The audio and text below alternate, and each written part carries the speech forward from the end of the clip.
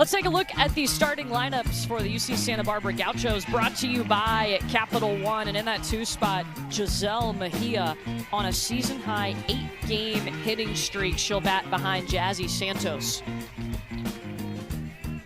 And Santa Barbara is going to be facing the veteran. It sounds funny, she's a junior, but Taylor Tinsley is the veteran of this UCLA, a true pitching staff. And most experience, you would say, on staff. And I like that she's getting the ball. 20 games started this year. She is 12-4. That leads them in complete games and games started this season. And Jazzy Santos is going to foul off this first pitch. Now, Santa Barbara, what a feeling for them to hear their name called in the selection show on Sunday. They won their first conference title, won the inaugural Big West tournament to make it to the NCAA tournament. Just like that, Taylor Tinsley ahead 0-2.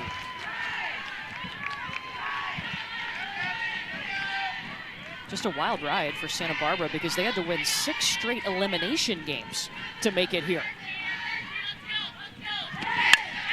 And not easy to do that. And like I said, when your back's up against the wall, there's definitely a lot that is going through your head, especially for those seniors really wanting to get to postseason for the first time. And just taking a peek at Taylor Tinsley, 42% of the time she's climbing the ladder with that rise, has that curveball, that change at 16%, as well as down with the drop at 11. But to me, it's her changeup. Ooh, it's a good pitch. Changeup is the difference maker when she's able to pull that out, and sometimes it takes one time through the lineup. Doesn't have to necessarily throw it right out of the gate, but it's a difference maker. Ball and 2 strikes, and Santos fouls that pitch off. Coming out with a strong at-bat is Jazzy Santos, the second baseman for Santa Barbara. Member of the Big West All-Tournament team. I feel like she's a great table setter right at the top of that order for the Gauchos.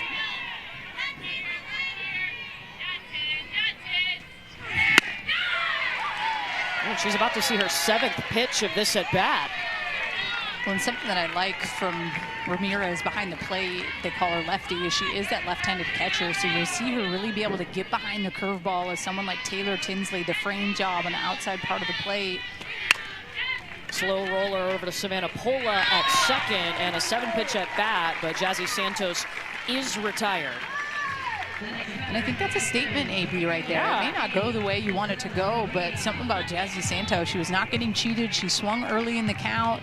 I think you start to kind of give the rest of your offense that confidence when you're seeing 7 pitches to lead off a game. Here's Giselle Mejia on the season-high 8-game hit streak. Hit .560 in the conference tournament last weekend. 6 doubles on her stat line.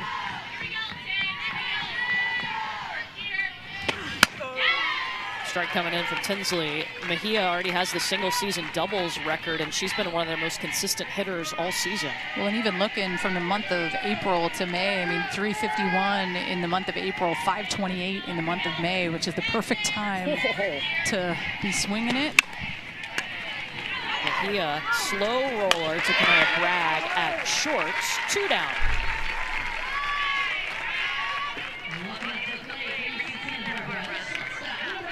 This is a UCLA defense, 8th in the nation in fielding percentage, so as a pitcher, you gotta love having them back you up.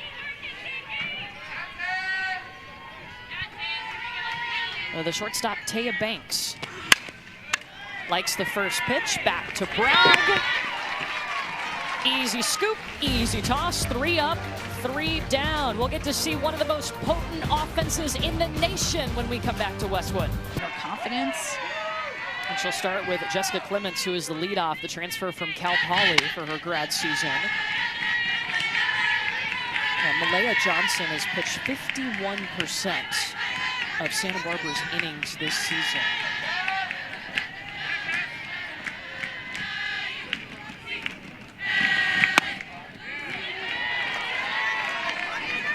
The biggest thing is trying to just figure out right out of the gate, what am I going to get from Mike Bartling behind the plate, establishing that strike zone as a pitcher, especially the sooner the better.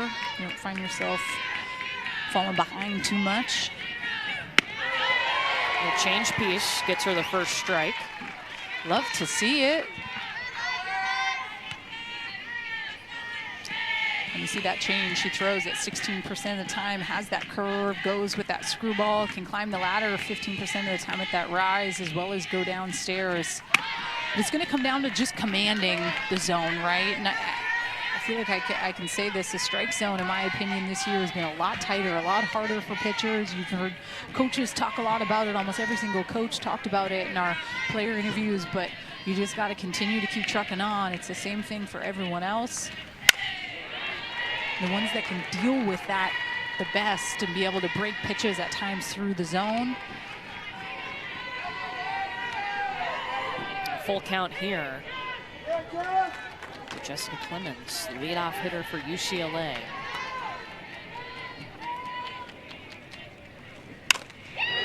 Towards left. And Alexa Sams is there. A good rebound from Malaya Johnson, who got behind to that first batter. You can't say enough when you go through a conference tournament and you lose game one right out of the jump, and then you have to continue to keep battling and play 6 elimination games, and she pitched in 6 out of those 7. She was a dog, and I think those are the moments that you need to remember when you're going up against UCLA and not being intimidated by who you're playing.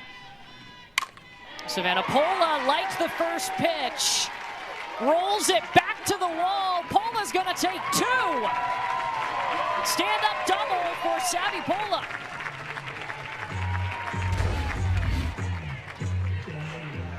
First pitch swinging for Savvy Pola, and it's a doozy. Up in the zone, but she's just able to pull it for Jazzy Santos' head right to the wall. An absolute liner. That's her 18th double of the season. That does lead this UCLA team. And danger, danger. Jordan Woolry now at the plate with a runner in scoring position. First pitch, lifting it. It's going to be shallow and into the glove of Giselle Mejia. Runner does advance to third.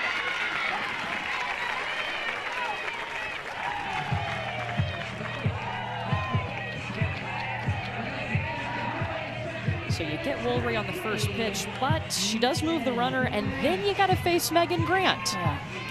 But if I'm Malaya, I mean, I'm fully aware that the last 2 hitters have swung first pitch. Malaya, excuse me, swinging first pitch in the count you're seeing from the past 2 hitters. So those are just little notes that you take in the back of your head as a pitcher to just be more aware of, all right, they're swinging early on me. I can potentially spread the zone a little bit. Megan Grant takes that first pitch. She is hitting .491 with runners in scoring position. Change piece. So now Malaya Johnson ahead 0-2. We've seen that come out a couple of times for strikes now. And that's going to be the difference maker when you're going up against a tough offense that has the power, has the speed. You want to be able to change speeds. She's establishing that right out of the gate. Good pitch. Good 0-2 pitch.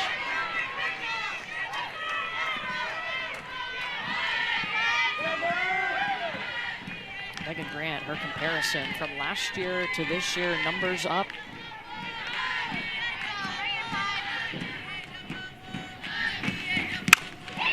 Took the change, smacked it into the glove of Sams for out number 3, and UCLA is going to leave a runner at third.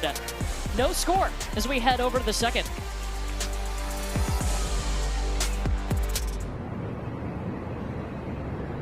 And Texas A&M, and now in her 3rd season at Santa Barbara. Alicia Acosta, the first baseman, will lead off this inning against Taylor Tinsley, who her and her defense retired the first 3 batters in the order.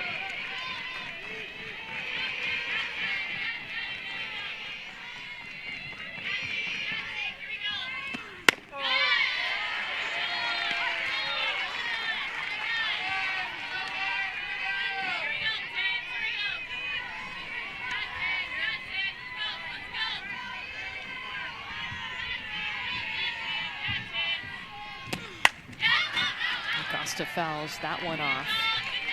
You know, for this UCLA team, hitting's been ahead of pitching all season, but I love the approach that UCLA has taken. I mean, they have a true staff. 3 pitchers have over 100 innings pitched, including Taylor Tinsley, who we're watching get the start today. And I think that was the plan before the season even kicked off. Knowing the importance, but more so how uniquely different all 3 are, right? Taylor Tinsley is more of a changeup specialist, can climb the ladder for sure, and then you have KT who comes from the left side and just has that swagger about herself, and then the freshman Addison Fisher and that drop ball and the vertical break she gets. Acosta, foul. Over the fence, but foul. Yeah, Addison Fisher, the big addition this year. She was the #1 player in the nation, the #1 recruit in the nation by several outlets, and the National Gatorade Player of the Year last year. And I will say something I noticed about UCLA is a lot of times their freshmen get to play and make an impact right out of the gate, and that's something that always stands out to me. Got her to swing at it, and Acosta will take a seat as Taylor Tinsley gets her first strikeout of the afternoon. Her first strikeout, but it ends up coming on the first changeup that she has thrown, just down and dirty. And when you have not seen it, it's tough. And you can tell you got to tip your cap when you're walking to the dugout. First changeup thrown out of 17 pitches.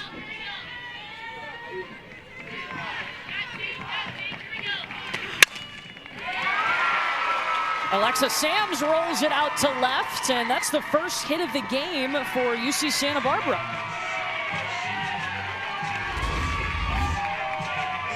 Sams has been so good, 400 hitter in her last 15 games. This pitch down and away does a really good job of just poking it right through the 5-6 hole, stays on plane with it.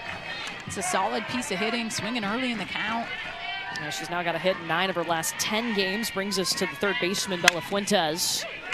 That one hops away from Jordan Woolry. Bragg tries to make the toss, and just like that, bang, bang, 2 aboard, and a little shrug from Bella Fuentes. She'll take it. Well, this just comes down to the defense, right? You have to make this play. Jordan Woolry knows you have to make this play. The ball just kind of pops up on her and isn't able to field it cleanly, and some action on the base pass here for UCSB.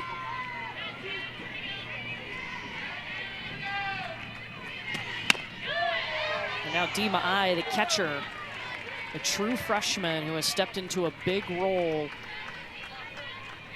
with this group. That will be ruled an error, so an E5 allows Bella Fuentes to reach. A single and an error have 2 on for Santa Barbara. Mai going deep, bounced it off the wall. Here come the Gauchos! Sprinting home, sliding in is Sams.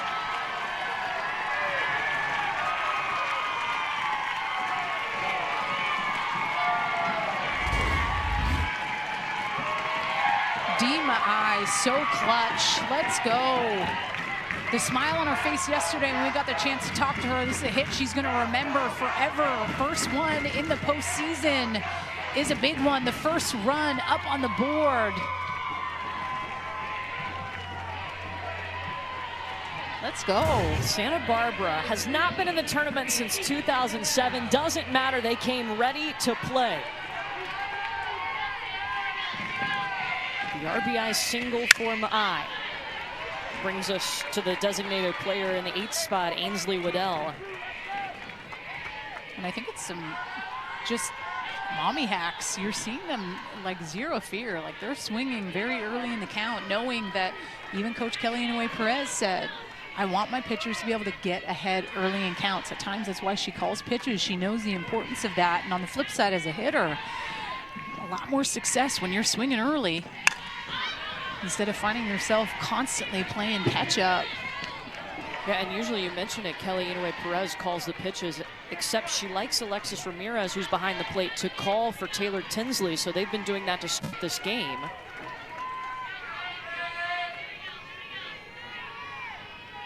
Tinsley ahead 0-2. Woolry ready for that one at the hot corner. But 2 runners in scoring position now for UCSB.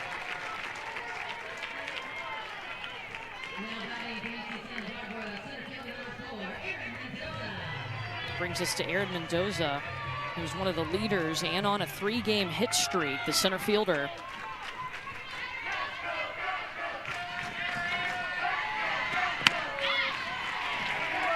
First pitch strike coming in from Tinsley. Well, and you're seeing the defense even though there's 2 outs, it's respecting Erin Mendoza and just her slap and short game and triple threat mentality, knowing the importance of the speed and the pressure that puts on. That's why you're seeing the defense a lot more in. Usually when you have 2 outs, you're like, hey, it doesn't matter, right? Like if I roll a ground ball, then I'm going to be able to get someone out. But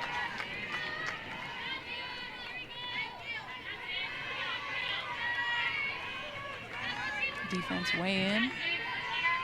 0-2 here to Mendoza.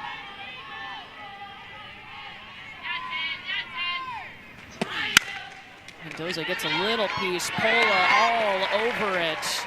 Santa Barbara strands 2, but they take their first lead of the game. An RBI single from the freshman, Dima. The gauntlet a little bit of just the travel and just the body and trying to figure out what it's like to be in a new conference. So I think that's really prepared them for a lot more type of adversity than maybe they think. And staff-wise, they've kind of shifted some responsibilities. Lisa Fernandez is coaching third base. She's kind of taken over as the offensive coordinator, if you will, the hitting coach, and she's got a staff of Bubba Nichols and Will Oldham that have been executing the plans that she's putting together, and that's really helped the Bruins' numbers take a big leap this year. And Bubba Nichols being able to kind of be in the dugout and have those conversations with those athletes, I think is extremely important. Coach Kellyanne Perez just talks so highly about her and just the connection piece, right? Like you can be great at hitting, but if you're not able to teach it and connect and be able to explain things on a level that the athlete's going to be able to pick up what you're putting down, then it's not going to work. And that's why she wanted her back in the dugout. She was originally coaching first base a little bit. This is Alexis Ramirez, the catcher up. They call her Lefty. And Bubba Nichols, I mean, what a resume. Has a silver medal back at home, was on that Tokyo team, an All-American at UCLA. 2-2 here to Ramirez.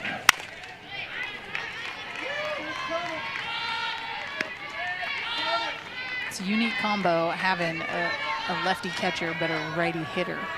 Just wanted to let you know that. That's right. She catches lefty. You might think, like, why do they call her lefty? She's batting from the right side. Great point, Danielle.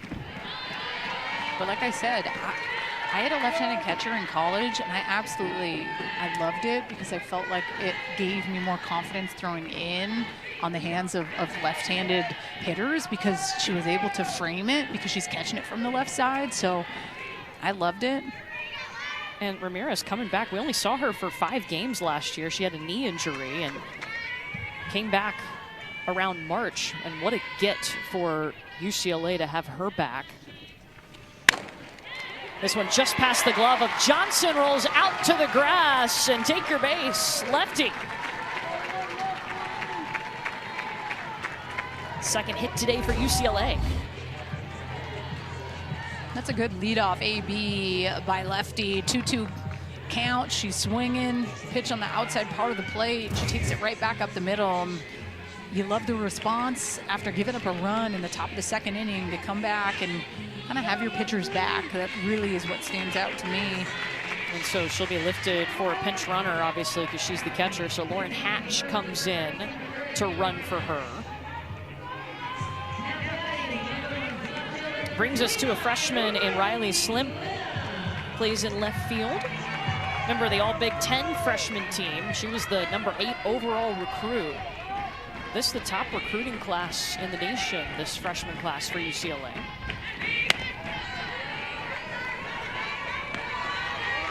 She's had a hit in 7 of her last 8 games, hitting .522 during that time.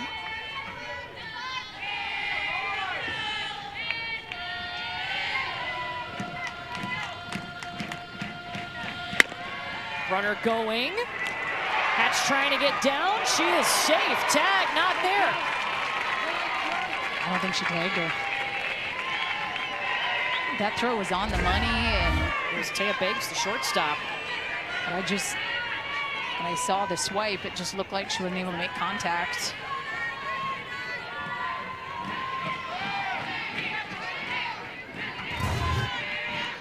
Sneaky slide there by Lauren Hatch. It's the 37th stolen base of the season for UCLA. Malaya Johnson sneaks in that change. You're seeing a little bit of a trend when she's gotten behind in counts. That's the pitch that she knows she can rely on and go to. I've seen her do it a couple times throughout this game. 2-0, go with the change to get back in it. Back at Johnson, rolls to Santos. In time, but Hatch over to third now. UCLA left a runner on third in the first inning.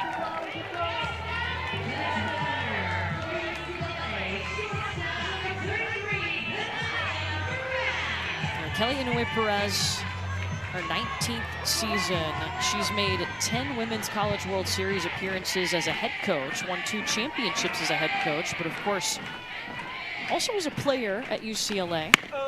The only head coach to win a championship as a player and a head coach.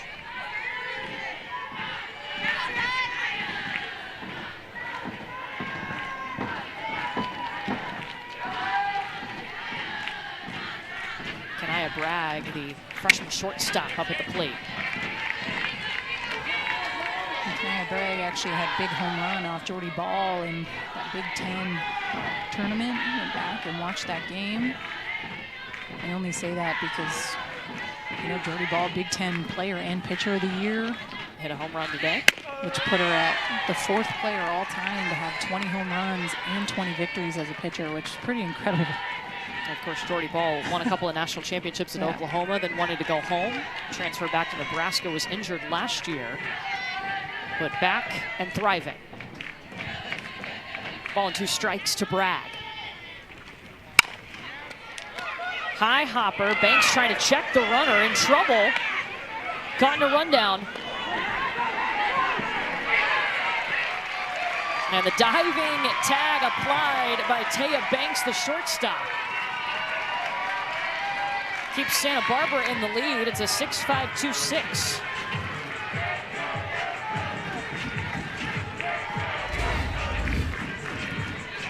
It's just such a perfectly executed rundown. I would have liked them to close the gap a little bit to just eliminate too many throws, but Dima I realizes, hey, I got her, but not able to get the throw off, and then just the layout by Fuentes. So Kanaya Bragg at second, reaching on a fielder's choice, advancing to second. A little surprised to see this name in the lineup today. Taylor Stevens in the 8th spot as the DP, making just her 8th appearance of the season. She's a senior.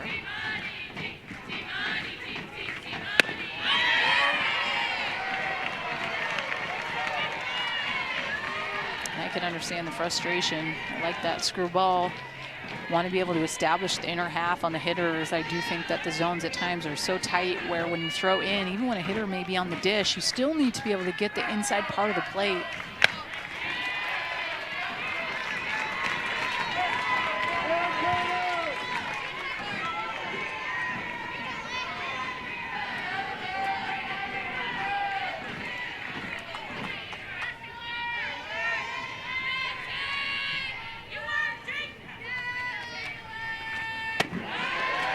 Doesn't get anything to swing at. She will take her base. First walk issued by Malaya Johnson. Well, the Women's College World Series returns to Oklahoma City. The action begins Thursday, May 29th at noon Eastern, live on ESPN. For more information on the 2025 Women's College World Series, go to ncaa.com, the official online home for all 90 NCAA championships. Of course, UCLA knows what it's like more than any other program to get to the World Series. 32 Women's College World Series appearances. Wow. Not appearances just in the tournament. Going to the Women's College World Series.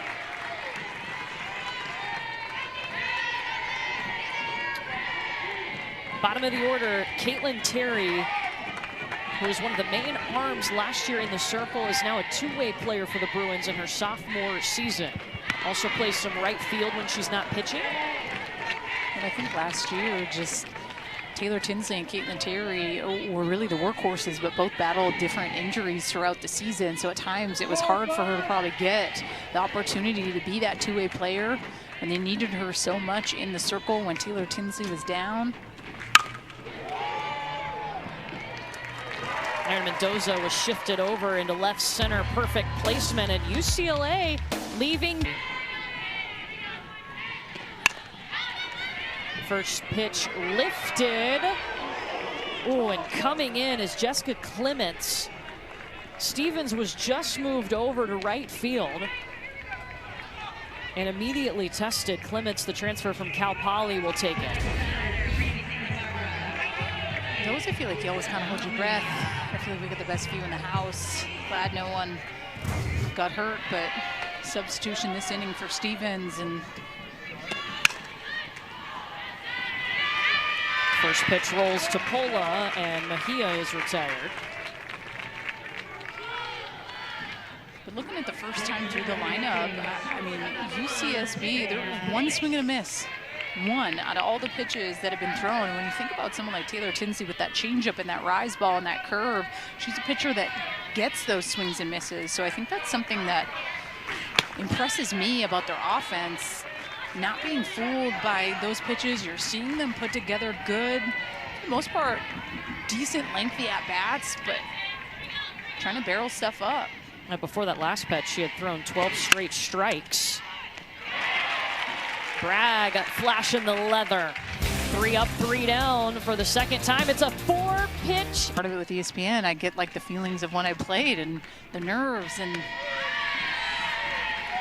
the weird pitcher energy over here. Danielle still gets nervous on selection Sunday, and she will not be selected. You never know. Make it come back. My 5th year, NIL. Let's go. I think your time clock is run out. Top of the order for UCLA, Jessica Clements. UC Santa Barbara took the lead in the second inning, an RBI single from Dima I. UCLA has left 3 on base tonight.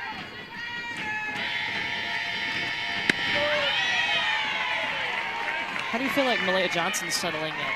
I think Johnson's been great, honestly. I think she's still trying to kind of figure out, are there certain pitches she can get for a strike that I do think that she should be getting for a strike, but establishing that changeup, decent split, and composed. I think that's the one thing that I see with her, and being that experienced vet and that junior, she just has that calm demeanor, which you appreciate in this type of tournament, right? You follow the way that your pitcher goes, the energy that they kind of give you out there. Clements lifts it to right. And Jazzy Santos sprinting over from second. She made that catch. There's out number 1.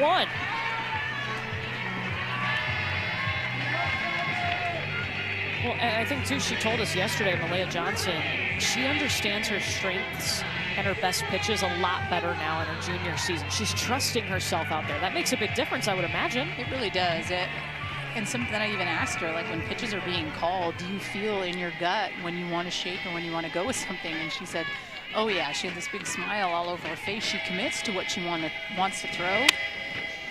And I can appreciate that part. I know coaches tend to call a lot of pitches, pitching coaches from the dugout. They have the little pretend eye watch where they look down at the signal, but there's been times where she does shake and goes with her gut, because at the end of the day, you got to live and die with that ball leaving your hand, and you want to be committed to it. And she has that, I would say, a good kind of open relationship with the coaches, in the sense where she will communicate, hey, I shook because this is what I felt I wanted to go with.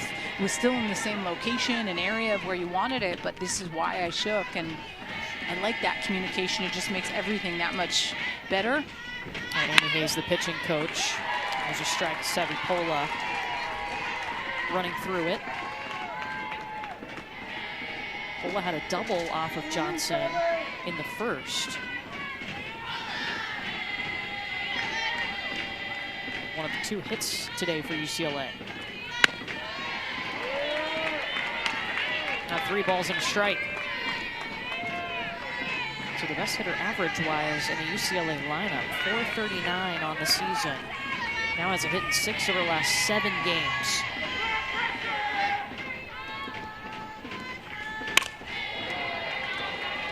Foul ball makes it a full count. Well, in a money pitch, right? That's a 3-1 curveball in on her hands. That's a ball if she doesn't swing, but long strike, they call it. Now you work yourself back into a 3-2 count.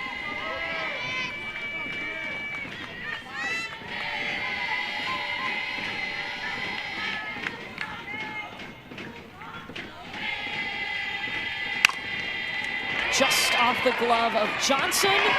No chance for Jazzy Santos to make a play. A runner is on with a dangerous hitter coming up, Jordan Woolry. Let's get inside her head as she for me, steps up to the plate. When I'm hitting is I have like a soft focus on my focal point that's usually behind the pitcher, and just kind of the same as Meg, just focus on my breath and like just repeatedly tell myself like I got this, keeping it as simple and as easy as possible. I love that insight. When I like the soft focus, being able to have that focal point, I think is so key. With pitchers, you have it with position players, and to be able to step in the box knowing like I have to keep it together, I have to be composed, and being able to kind of put your energy towards something.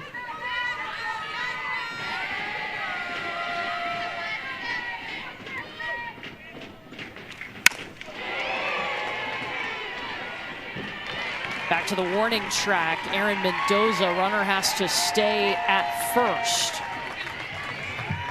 And I feel like Jordan Woolry has had 2 loud outs. Yes.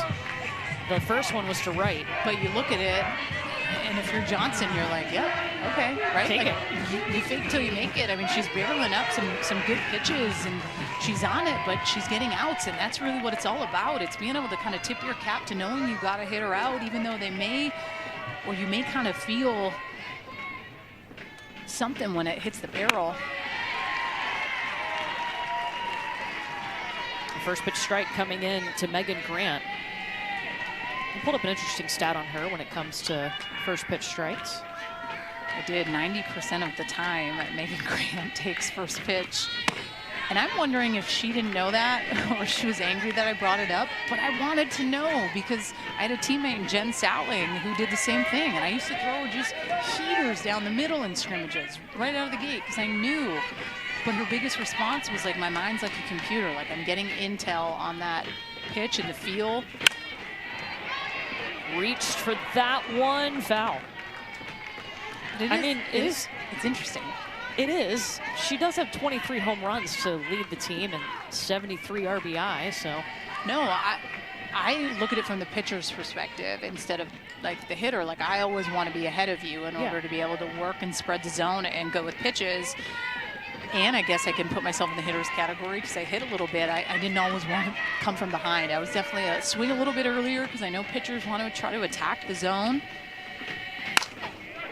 Megan Grant sprinting in is Mejia.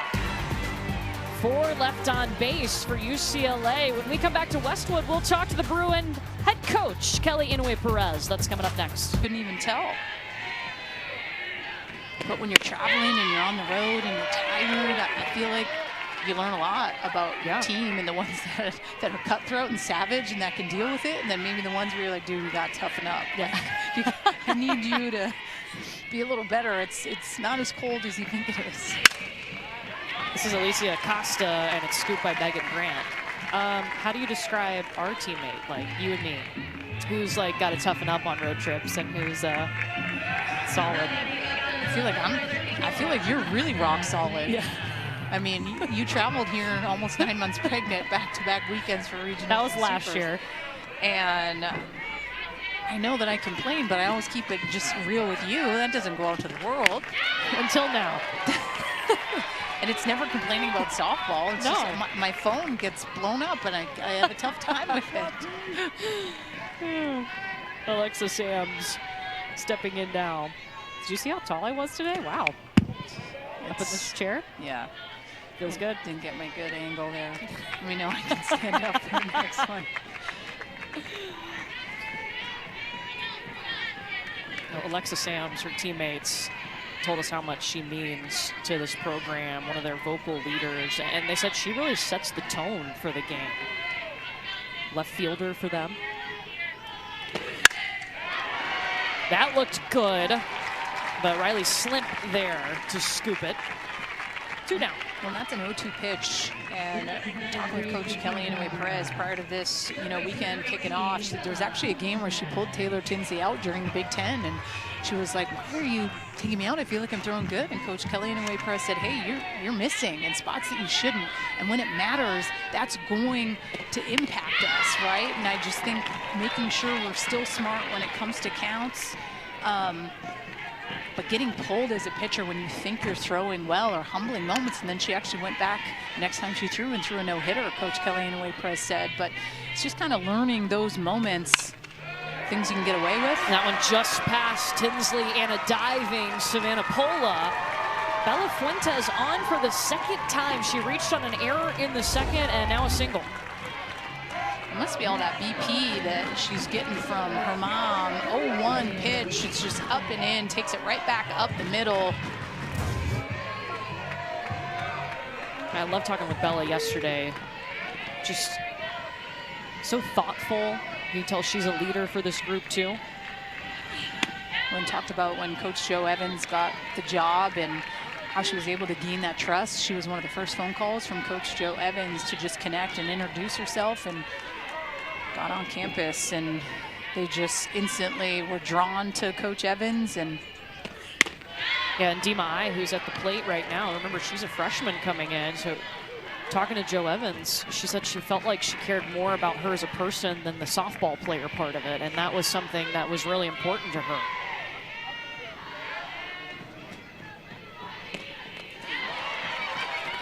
Dima I was probably one of my favorite to interview, because she came in and she just had this energy and happiness about herself and this smile that like radiated through the group. And it kind of makes you realize when you get to do those interviews and connect with the players, like how special it is to get to know them, especially for these athletes that for the first time they're getting to experience this.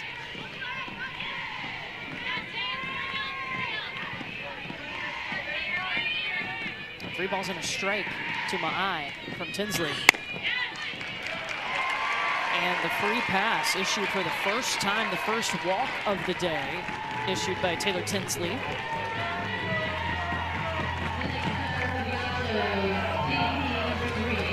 I'm also going to bring up Coach Kelly and Perez as kind of that first game sometimes feels like the hardest game of a regional, of a super, your first game of the Women's College World Series. The pressure that is put on, even though you may not feel it, it's there, right? They're hosting yet again another regional. You're the starting pitcher in this game, at times feeling like you need to be perfect. There's so many different things that come into play with that. And you see the mental performance coach behind Mondo. I know he's been really big with them on just kind of that one pitch at a time and really helping some of these athletes. Ainsley Waddell into the glove of Stevens in right, and Santa Barbara leaves 2 on, but the Gauchos still have the lead over the host and the 9 seed in the tournament, UCLA.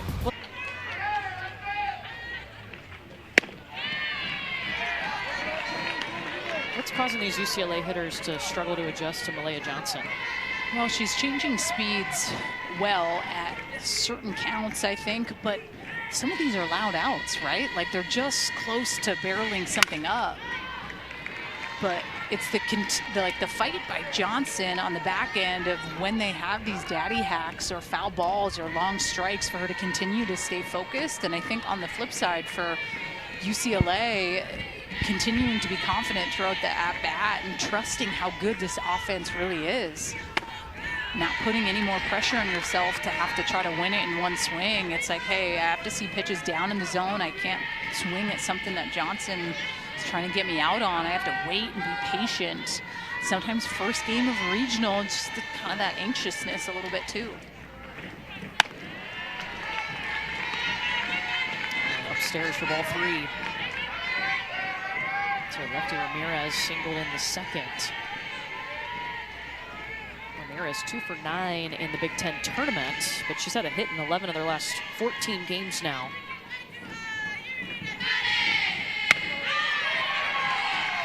It's that screwball. I like that pitch in on the hands of those right-handed hitters.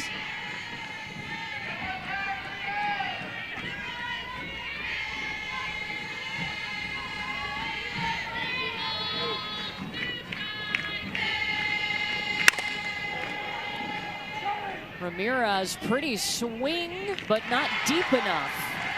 Alexa Sams grabs it.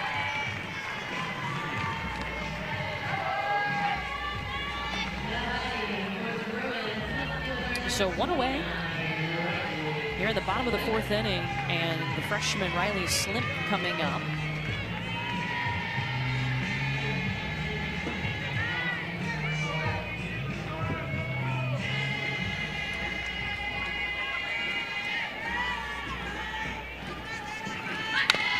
Showing bunt. That immediately gets Malaya Johnson ahead. Remember, Johnson has been the workhorse all season for Santa Barbara. She's thrown over 200 innings. She's pitched 51% of their total innings. Her last 4 starts, by the way, she's 4-0. She's doubled her win total from the previous 2 seasons this year.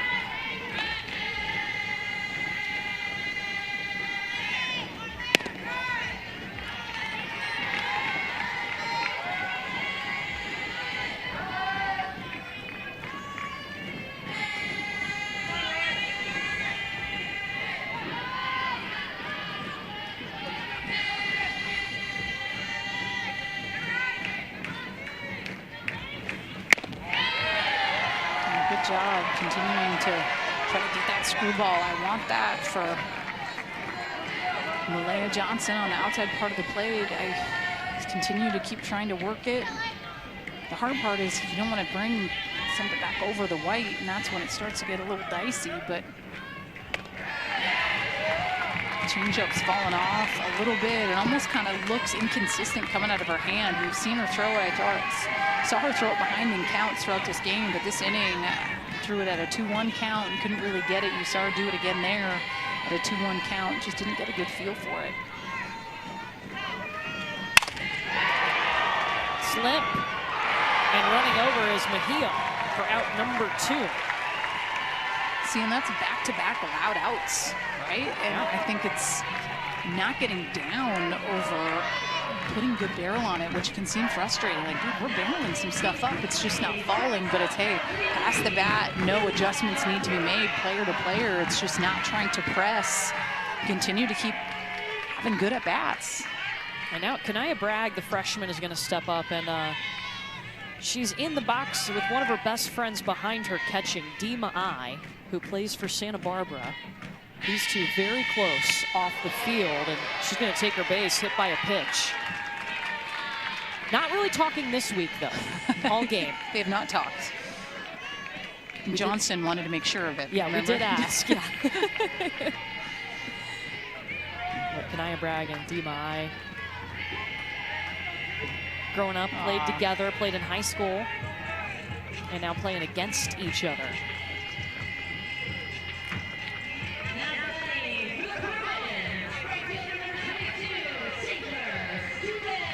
So Kanaya Bragg, second in the nation in hit by a pitch. She is on via the hit by a pitch. Taylor Stevens at the plate. The surprise entry into the lineup at the DP spot today. Walked the first time up, and a first pitch strike fired in from Malaya Johnson. Well, and it's that changeup, and that pitch really is the difference maker. When it's up in the zone, she's not able to get good feel, but when she can get it for a strike, it just makes everything a little bit harder to try to hit.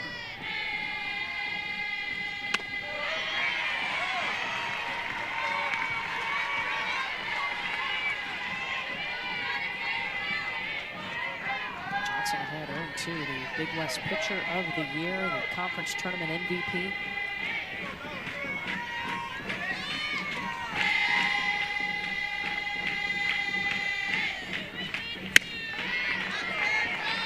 And just taking a look at Taylor Stevens and the way that her body is angled in the box, this is stuff that I look at from the pitcher's perspective. So if I'm Johnson and I see how closed off her stance is, my mentality is I want to jam you up. The way her body is angled, that's where my head wants to go.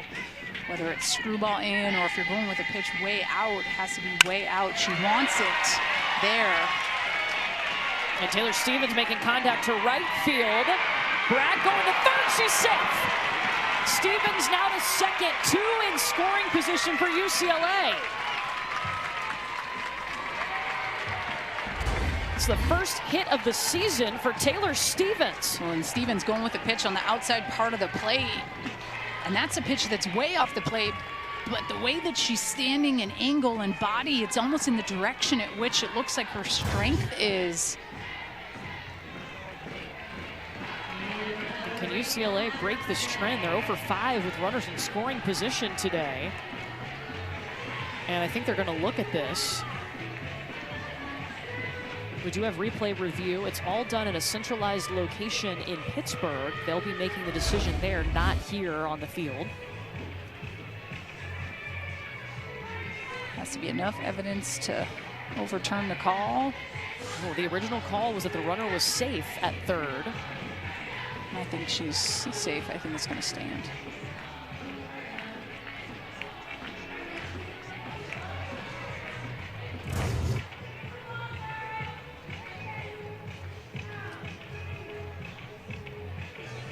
Each team does get 2 challenges. Starting in the 6th inning, the umpires can initiate review. But obviously worth a look because that would have been out number 3. Yeah, and why not? Use one of your challenges. It was a bang-bang play. I mean, and you're fortunate to see it in slow-mo. It's a little different. Right. But when it's bang-bang, it's close. Hence the bang and the bang.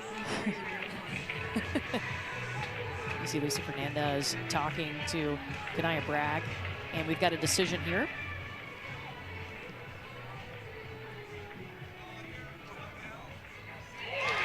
The call upheld. Bragg will be safe at third. So Santa Barbara will have 1 challenge remaining. Again, going to the 6th inning, the umpires can initiate anything they want to look at again.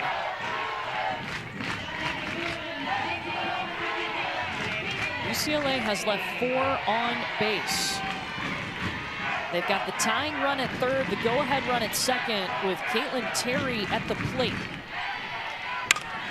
First pitch underneath it. Get out!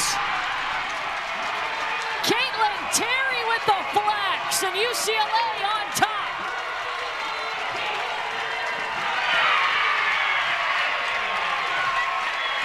Just her 2nd home run of the season.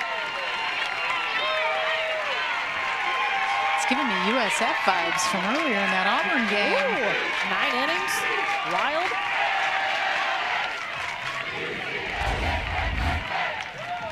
Caitlin Terry, 2nd home run of the season. Let's go, dead center.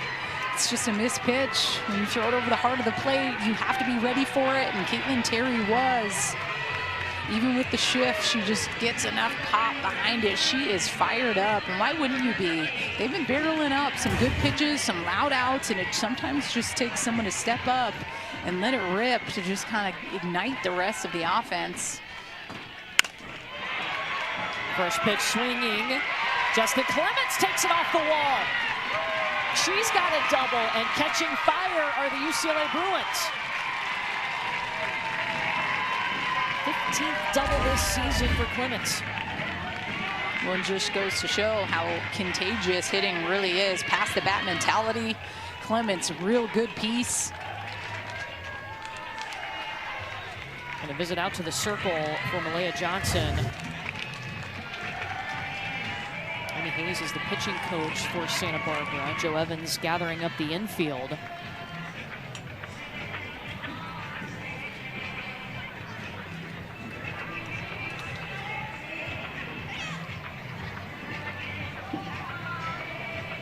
Johnson is the main arm for Santa Barbara. She's thrown over 200 innings. The next closest on their staff has thrown 61 innings. I think it's also a situation, too, where you have 2 down.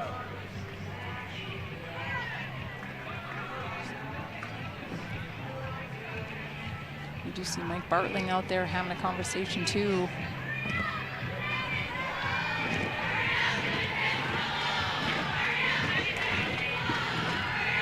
Ainsley Waddell is working in the bullpen for Santa Barbara right now, but they're going to leave Malaya Johnson in.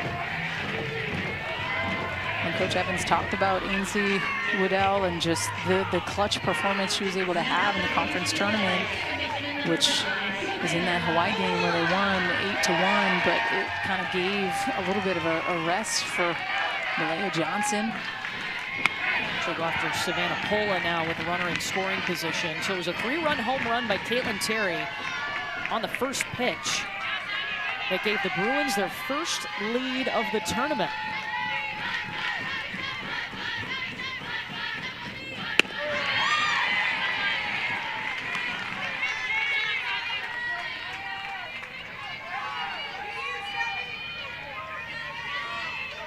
Pola has a single and a double today. 31st multi-hit game. Will this one go right to the wall? Mejia. But a big... Last year, made to the Women's College World Series. I thought she was so fierce in that World Series. I still remember that Oklahoma game and just how close it was. But that's really how you continue to get better as a pitcher, right? Like just the gauntlet of the Pac-12 last year for that group, and Taylor Tinsley and Caitlin Terry together going through it. Sometimes one was injured and the other had to pick up more slack, and then vice versa. So they're probably happy to have an Addison Fisher in the mix too. Yeah. Well, at one point, Caitlin Terry threw 45 straight innings from April 27th to May 10th. And Mendoza, that one pops up. Megan Grant's there to throw it to Savannah Pola. Slid over to first. Why do they complement each other so well, Tinsley and Terry? Well, southpaw does make a difference too. That lefty, I think, is something when you're able to go up lefty-lefty or jam the right-handed hitters. Terry will grab that one and toss over to Megan Grant. 2 down. I also think there's a different energy that pitchers bring. Everyone's unique with what they bring to the table. You'll see Caitlin Terry be a little bit more fiery. And sometimes that's like a pick-me-up, right? Like, let's get her out there. She hit that 3-run home run. And I said to you in between breaks, I was like, I feel like they should be making a pitching change here. And they brought her in just in time. And it's also just getting some innings in the regional opener under your belt, too. Definitely. The goal is you want to win tonight, you want to win the first game tomorrow, and you want to win that first game on Sunday. And it's something they've trained for. Kelly Inouye Perez has been so intentional about bringing all 3 of her main pitchers into different situations all season, whether it's you're starting today, you're coming in relief, you're the Friday, Sunday starter, or you're just a Saturday starter. So she wants them to be able to see everything. It feels like they have, and they should be ready for any situation they see in the postseason. And I just can't get enough of hearing Coach Inouye Perez talk about like wanting to teach the catchers how to call games. I love that part and that connection and that pitcher-catcher and being able to work together. I know there's so much more information out there and coaches like to have it, but that's something Coach Inouye Perez stresses about, teaching the catchers how to call games. And at times you saw that with Charlize Palacios last year, and she did it the year prior with Megan Framo. UCLA, the only team in the tournament with 3 pitchers with over 100 innings. And it's Sophia Mujica, by the way, that came in at catcher to catch Caitlin Terry. She's now behind the plate. Kelly Inouye Perez will call the pitches in this scenario. Mejia, roller to Brack. 3 up, 3 down. Caitlin Terry bashing home runs, sitting down batters. UCLA up 3-1. Oh no. Jordan Woolry, first pitch retired. Mejia. 2022. 2023 was Florida State, Santa Cruz, perfect game. Right. Well, UCLA was able to take the lead for the first time in the last inning. A 3-run home run by Caitlin Terry brought the Bruins from behind. Megan Grant, their home run leader, up at the plate now. Part of the Bruin Bombers, they've been affectionately called, Jordan Rollery and Megan Grant, but neither one of them have been able to reach today. They have taken some nice swings and made some pretty good contact with Malia Johnson's pitches in the circle.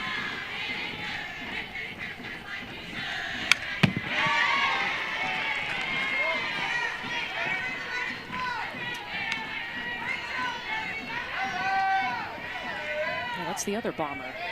Is it a Bruin Bomber trio now? Caitlin Terry rocketing one over the fence, just her second home run now. I think you need more than 2 to be in the club. Although her first was a grand slam. And probably feels so much better as a pitcher because she gets to do things like that. To be able to step up and hit a big 2-run shot. And what difference did that make for you hitting? Oh, 3-run shot, excuse me. It just took so much pressure off of the pitching piece. Tia Banks got it. I loved it because I didn't feel like I had to be as good of a hitter as I did a pitcher. So it was like, you know, you're expected at times as a pitcher to feel this sense of like, I need to be perfect, right? I give up a run. But with hitting, it's like, oh, all right. Ground out, I'm okay. Yep. Like it just made me feel better that I felt like I could help my team out too. Or not. Or not, but hey, I helped my team out. I know you did. But then, I mean, then you're not spending that inning just worrying about. I didn't love that. What was going on in the circle. Always just sitting on the bench either. I like being able to like stay involved some way or another, have the conversations of like, hey, what are you getting pitched? And this is what I feel like I'm getting as a pitcher. This is a strike zone. This is what my catcher and I are getting, and have those conversations. So it's not just like I'm sitting at the end of the bench in my head. So you know how that works. I do. So sometimes it's not great. Yeah. That could be said for all of us. Alexis Ramirez up with 2 down. 1-1 count here from Malia Johnson.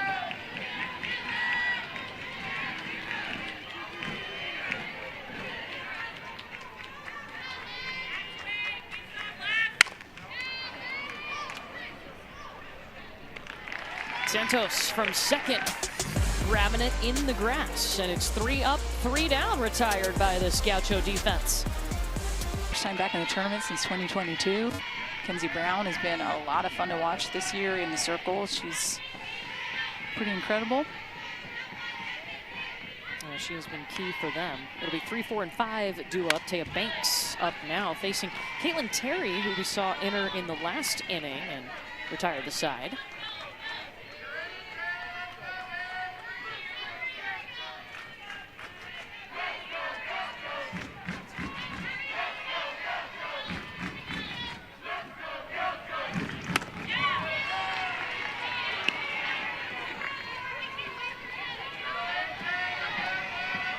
Santa Barbara took the lead in this game first. It was an RBI single from Dima I in the second inning. And then until Caitlin Terry grabbed the bat in the fourth and hit a 3-run home run, UCLA was trailing, and now she's got herself a strikeout.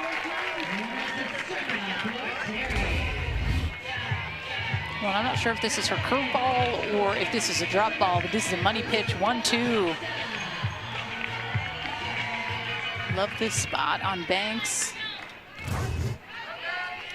Alicia Acosta now.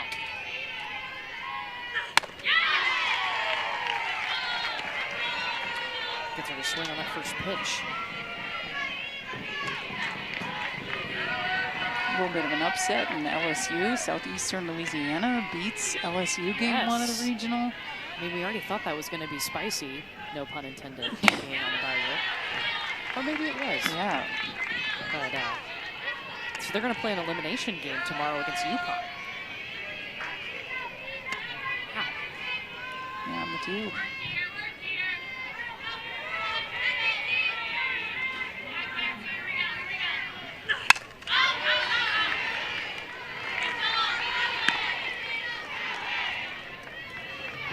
Alexia Acosta, early in the season, she was put in the lineup when another player was struggling, and she just caught fire. So much so that Jo Evans couldn't take her out of the lineup. Hasn't given up her spot. Bounces off the glove of Bragg, and Acosta is on for the first time.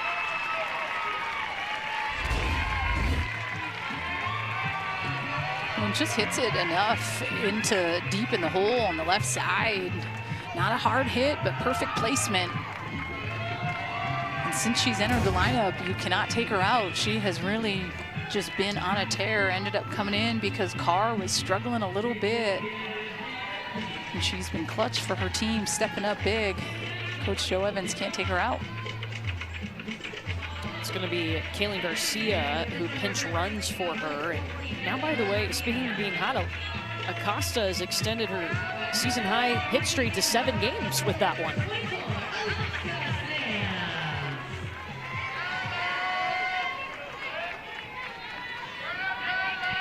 Tying run at the plate is Alexis Sams. She'll take a swing and a miss at Terry's pitch.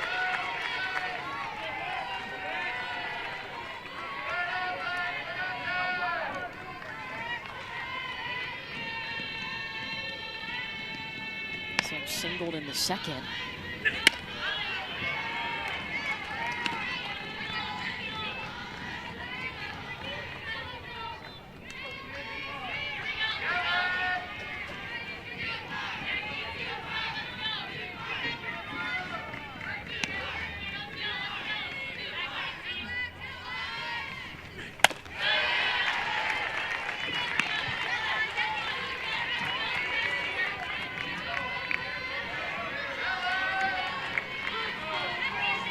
Sams 222 hitter against those lefties. 4 for 18.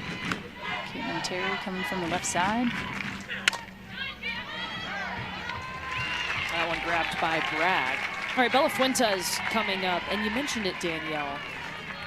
Right in her backyard, she's got a pretty good coach. Her mom, Cecilia, played in college, and so they'll get out and go hit. Her mom will pitch to her. And I mean, she almost got emotional talking about how much her mom means to her and got her into the sport. Yeah, and how much she really just looks up to her and admires her for all the things that she does, whether it's from the softball experiences to the work world to all of those things. Definitely, I think when you have kids and you hear those athletes talk about those things, it kind of hits you a little bit differently too. As, you know, being a softball parent, my kids play, you're just like, right, they're paying attention. Like they're watching when you're taking them out and you're training and you're picking up on all the things that you're doing with them. It's definitely special. Bella told us yesterday she thinks about her mom when she steps up to the plate. How much she means to her, that she took her to every practice, gave her lessons in the backyard. Bella's whole family really has played diamond sports.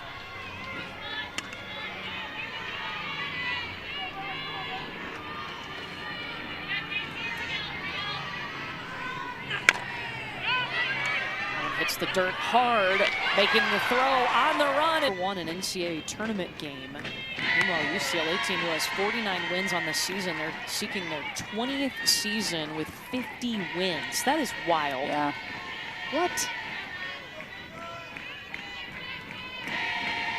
Bottom of the 6th here, and it'll be 6, 7, and 8 due up. Riley Slimp starts off.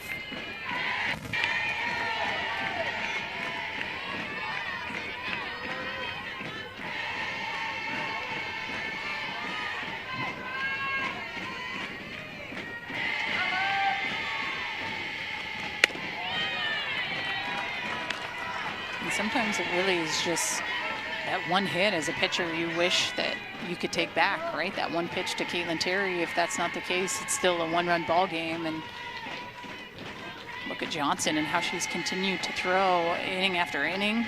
She's been really just impressive. Demeanor hasn't changed. Still throwing that changeup. At times falls behind in some counts, but I like where the pitch count is. It's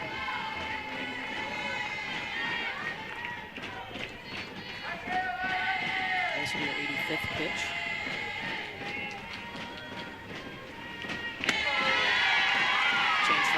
runs the count full.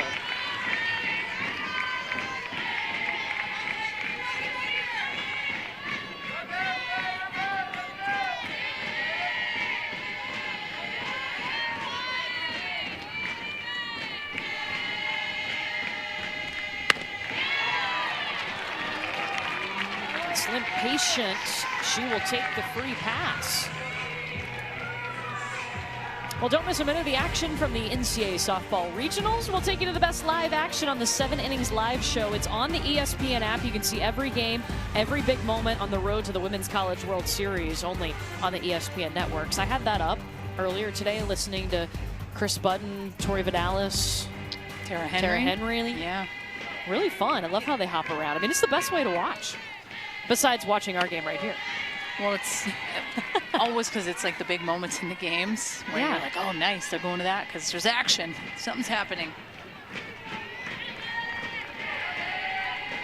So cool, too. I mean, you can see every pitch of the postseason on our ESPN family of networks. Nice swing from Kanaya Bragg.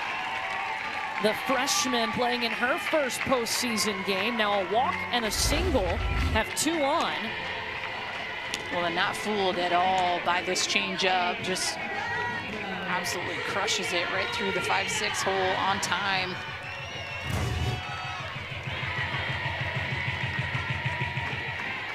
And so now Sofia Mujica will step in. Remember, she entered at catcher when Terry took the circle. So she'll be batting in the 8th spot here. Also another freshman.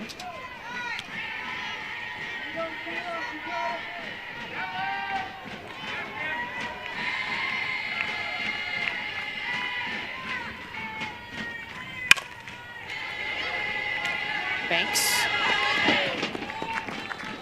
No chance to turn 2, but they do get Bragg going to second. So Mujica's going to reach on the fielder's choice. And Riley Slim at third for Caitlin Terry. How do you approach her now after the last at-bat she had, a 3-run home run? Well, I don't miss the ball over the middle of the plate. Well, like, that's really the reason why she was on time with the pitch that is over the heart of the white, and that's what you do with that pitch. And she swung pretty early, so it's not the issue you really got to see. Was it the first pitch? I think it might have been the first pitch. Yeah, the 3-run shot. So yeah, she faced her with the F8 and then the home run, but she swung really early in all of her at-bats. So I'm probably going to maybe stick a little bit more on the outside part of the plate with that screwball against her.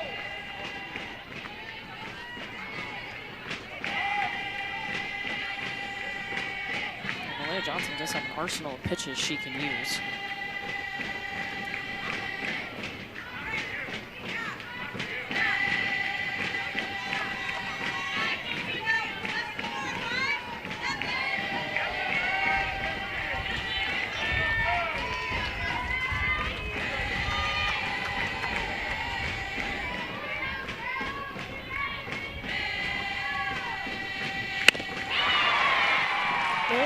What a comeback to strike her out. The first strikeout by Malaya Johnson today. Well, and that screwball on the outside part of the plate, 0-2 count. I love the placement of this pitch.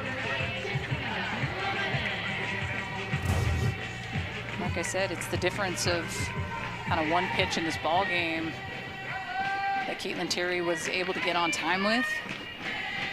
So now 2 down, runners on the corners. First pitch change to Jessica Clements, the top of the order. Last at bat, she had a double.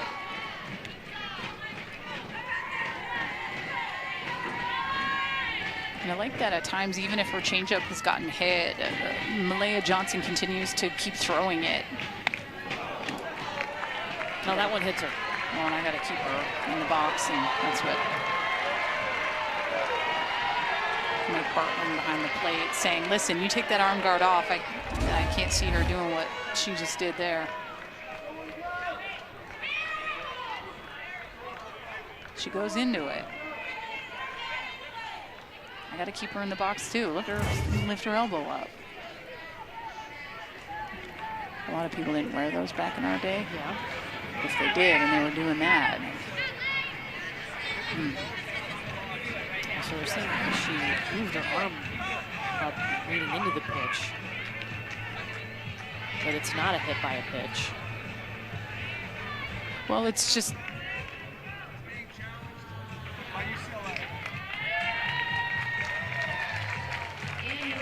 I'm only saying that because if you're standing in the batter's box, but if you're lifting anything up in towards the direction of the way the pitch is going, you got to look where the arm guard's hanging over, but then it's the elevation of moving her arm guard up. She's got to stay in the box. I can't see them giving her first base on that.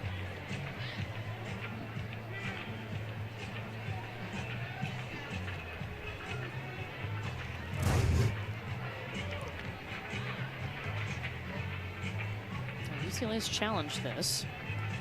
I think it should be a pretty quick challenge. Everything going to Pittsburgh.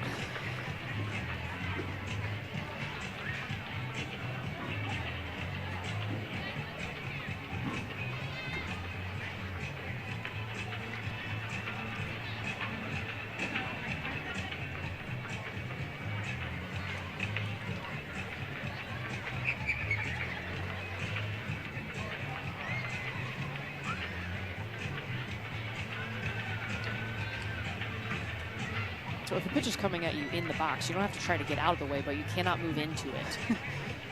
No, you can't move in the direction of the way Yes. the pitch is coming. If you're standing in the box and the ball is coming towards you, and you don't have to make an attempt to move out of the way when it's coming at you in the box, but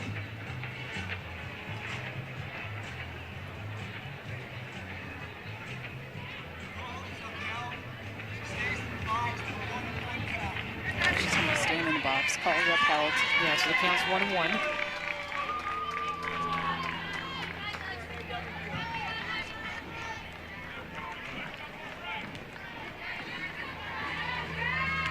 Two down, runners on the corners.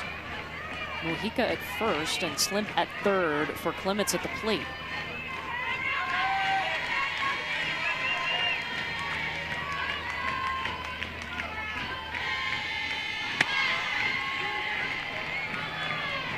See, that's a big pitch, Court. I like that spot.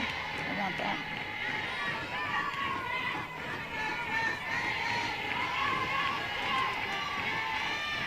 Two balls and a strike.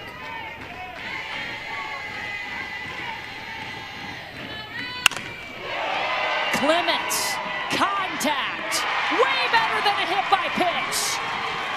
Send it out of the park.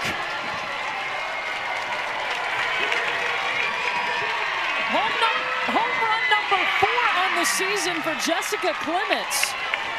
Her first since April 18th.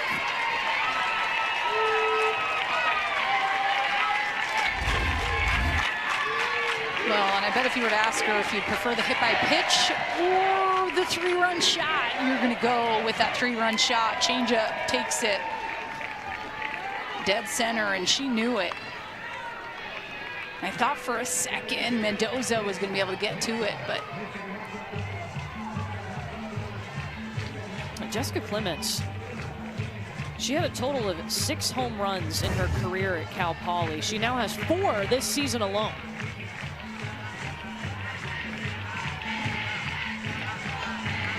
And I think we'll see a pitching change here.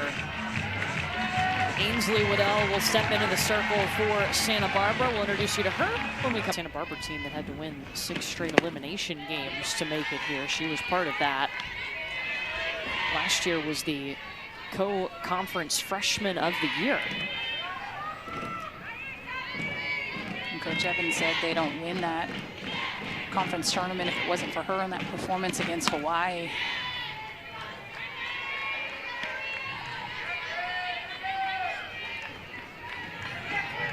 She's starting off with Savannah Pola, the number 2 hitter. 2 down. Jessica Clements just cleared the bases with a 3-run shot to center.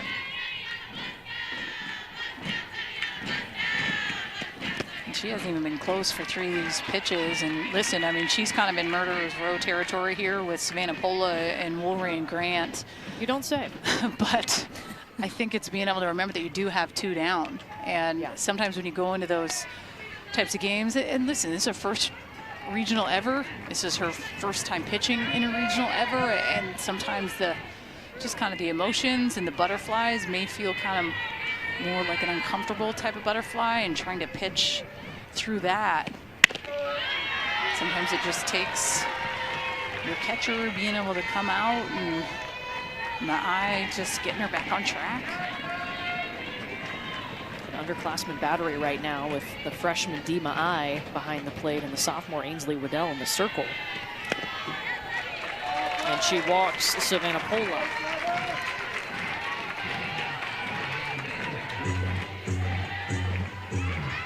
So now you gotta face Jordan Woolry, part of the Bruin Bombers, who has yet to get on today, but has connected well with some pitches. It'll be her first look, of course, at Waddell. Woolry, top 10 list for the National Player of the Year. And so much fun to talk to. I feel like getting to talk with her and Megan Grant, and just kind of the confidence that they exude, the fun that both those young ladies have together. There's nothing better than doing it with your homie. It makes it that much better, right? Like all the things, and I think that's what makes sports so fun. Team sports. I never would have been a good solo sport athlete. I love being able to do the hard stuff with someone else beside me. Well, Waddell has thrown her 2 strikes. That one gets away from her. Savipola going to second. It's a good attempt by Ma'ai too. That ball, I'm not even sure how she was able to get to it. Yeah, great save. Pola, of course, advancing on the wild pitch. The ball and 2 strikes to Jordan Woolry.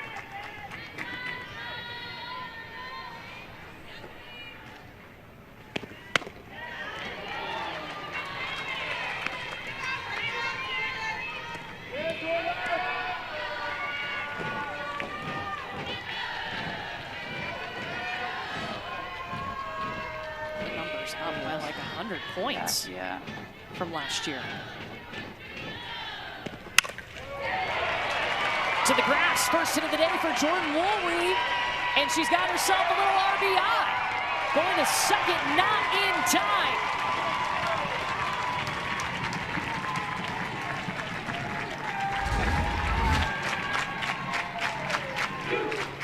When she's able to take a pitch on the inner half, misses a little bit middle, pulls it. I think the thing about this play is, why are we going home? There's a lot of speed with Pola. I got to go to 2. I got to eliminate Woolry getting to second base on that. You know that Savannah Pola has a lot of speed. She's scoring on that from second base all day. Jordan Woolry now 76 RBI on the season. She's 5th in the nation in RBI, and now you got to pitch to Megan Grant. You mentioned their friendship. It's like a friendly competition. Like, okay, I saw Jordan do that, so now I'm going to step up and try to do something. Yeah. Instead, it's almost subconscious.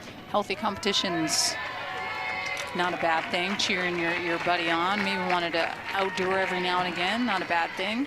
Pitch runner at second, Riley Pinedo, will run for Woolry.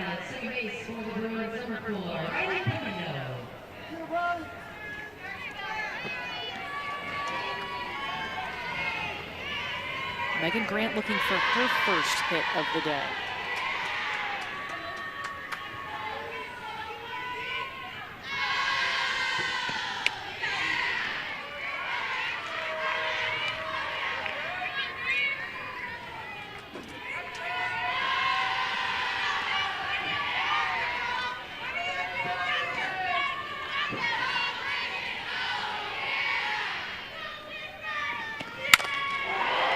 Megan Grant got it! 24 home runs on the season!